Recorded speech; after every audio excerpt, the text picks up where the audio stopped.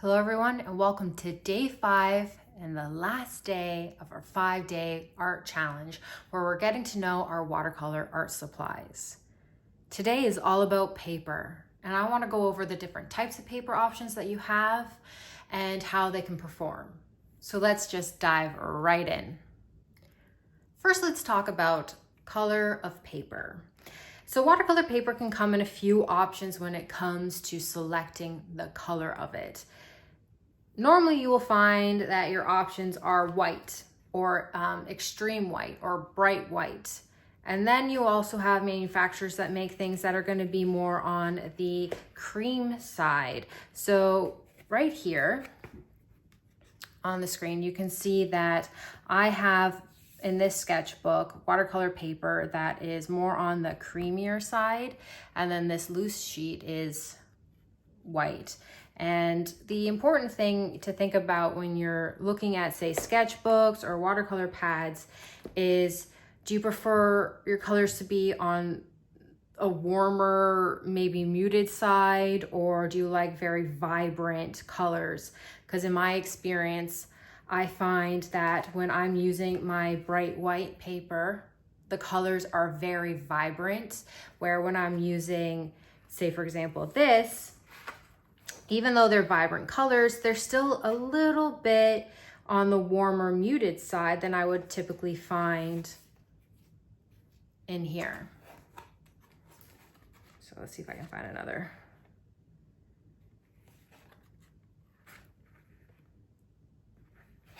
Just as an example.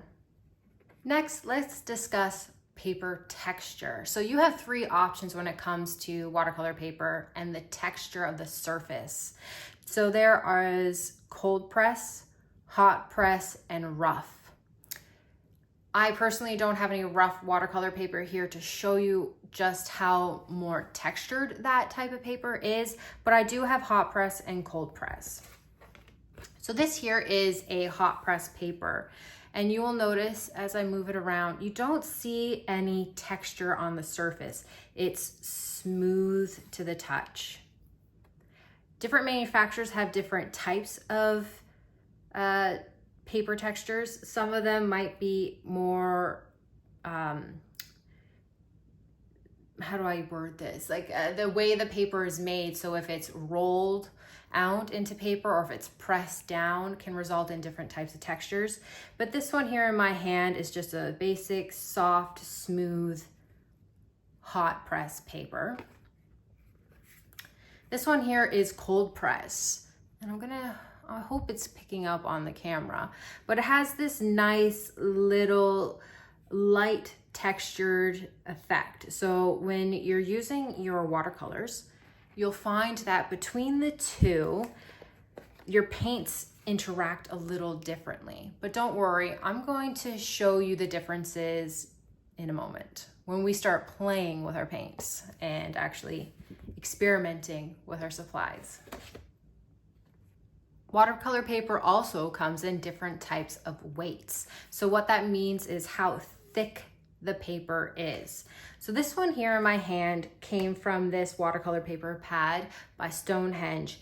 It's 600 GSM, which is 300-pound watercolor paper. This one right here in my hand is from the Canson XL. That's 140-pound watercolor paper. And you can see the difference between the two, how this one's so much thicker than this one is. Why would you want to go this route? It's all personal preference. If you use a lot of water and you're heavy with it, you might be more interested in trying out a heavier watercolor paper because you're going to have less ripple and wrinkles with the paper.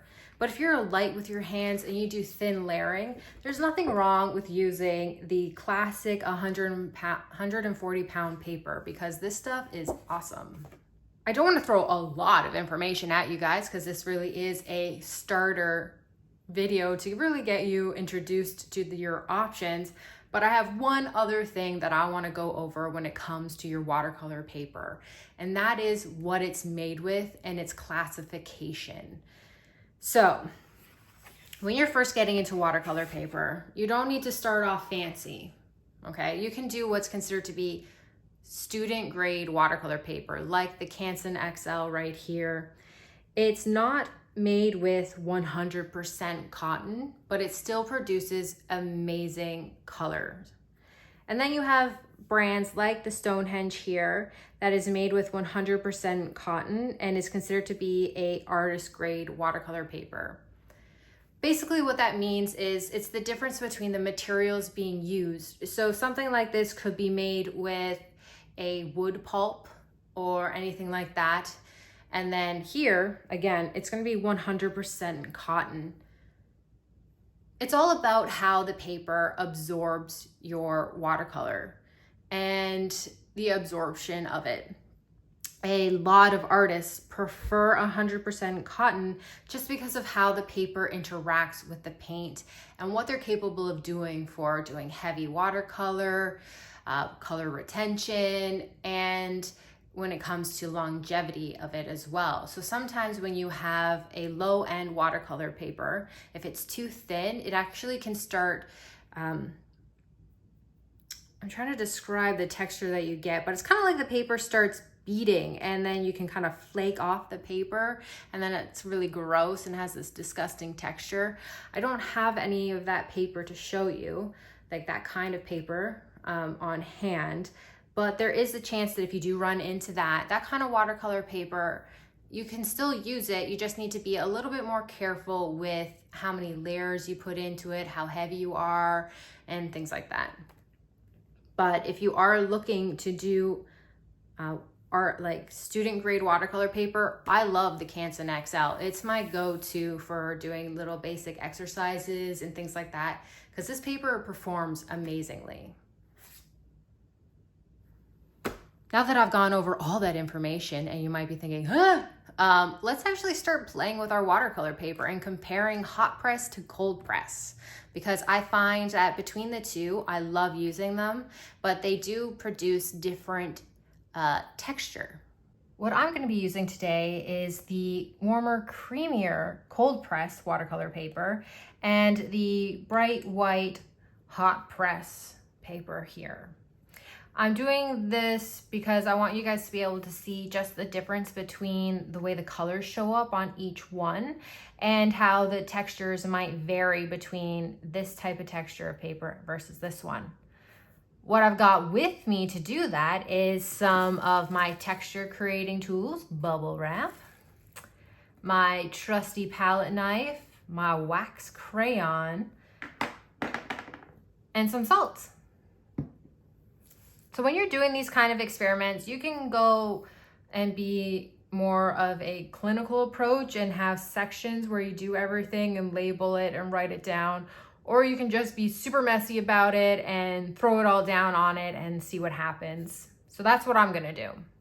What I'm gonna do at this point in time is also just talk you through what I'm doing, the materials that I'm using, and my experience and thoughts on these two types of paper. So first off, I just want you to know that the watercolor paint that I'm using right now is a granulating one. So if you recall back to day one of our 5-day challenge where we talk about watercolor paint and how granulating paints, are where you're where the pigments are actually separating and creating textures within themselves. Oh, and fun fact, when using sorry, my dog's barking. When using a white wax crayon on bright white paper, you can't see what you're doing. But when you are using it on a cream colored paper, you are able to have a better idea as to where you're drawing and what you're drawing. So that's a plus for the cream color, in my opinion. It allows you to be a little bit more abstract in that regard. Now, something that I've experienced with hot press paper, and that is a common feature to it, is that the way that the paint moves on the paper isn't the same as it does on a cold press. To me, it has I don't even know how to describe the sensation of the texture when you move your paintbrush, but it's a little different. Like, The paper is more absorbent, so the way your paints move on the page don't have the same fluidity as if I were to be using it on a cold press. But that doesn't mean you still can't move and be really fluid with your movements. I just actually recommend playing around with a type of paint that you're using and the amount of water that you have on your paintbrush. Now, I am using my trusty palette knife. I use it on both hot press and cold press paper for no matter what I'm doing. I enjoy the appearance of the texture that I can get from it, but you will get a heavier texture with the cold press because of the paper itself and leaving those tiny little gaps in between the bumps.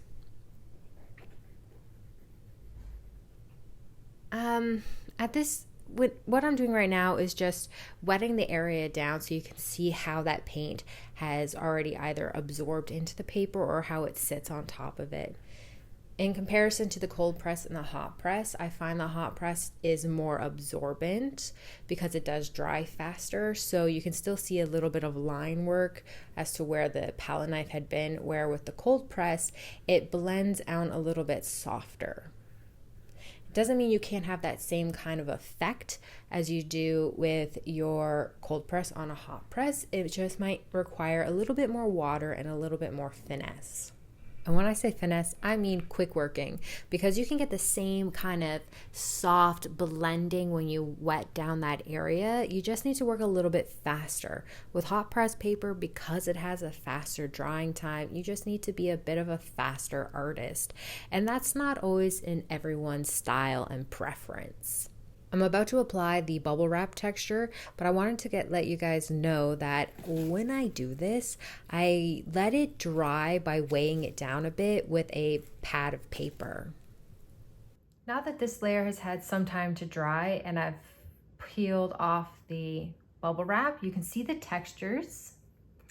And now I want to play with some of my other supplies. So I have a watercolor marker, crayon, pencil crayon, and then just some basic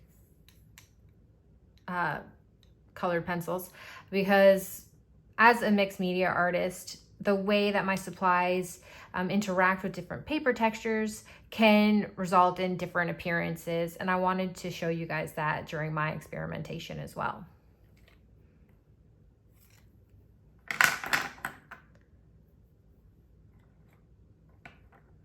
Don't know where to start.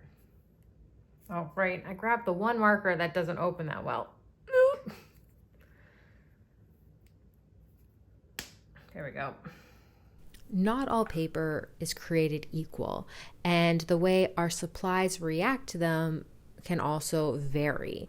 I mentioned in a previous 5-day challenge video that the way your watercolor markers react to your paper, whether or not they can be re-wet or not, will also be determined on the type of paper that you're drawing on. For example, I have a sketchbook that is a almost a glossy kind of hot press watercolor paper that's labeled to work really well with markers and ink and things like that, but I find that the watercolor markers actually don't work that well. I also picked this marker. Depending on your paper, depending on how thin it is, what it's made with, not all markers work well with them. They might even, bleed through to the other side. So that's also something that you want to test out with the supplies that you have.